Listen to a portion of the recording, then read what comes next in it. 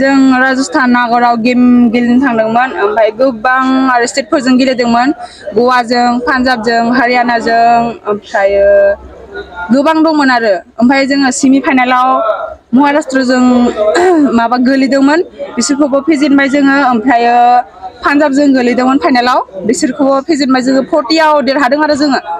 ओमफ्राय आङो best player मोनदों माने बेस्ट प्लेयार मोननायनि जाहोना जाबाय आरो जोंनि टिम आं हारसिं हायामोन बेस्ट प्लेयाराबो सारमोन सापर्ट दंमोन आरो ओमफ्राय जोंनि टिमबो सापर्ट दंमोन बेनि थाखायनो आं बेस्ट प्लेयार जानो हादों आरो आं आसा खालामो जे रायजोफोरा जोंखौ सापर्ट खालामो आरो जों आवगायलांनो हायो आरो बेखिनियानो बुंनानै गेलेनाया माबायदि माबायदि खस्थ' जादों खस्थ'आथ' जादोंमोन नोगोरनो माने जों राजस्थाननि जानायफोर माबा गैयाना जोंना मा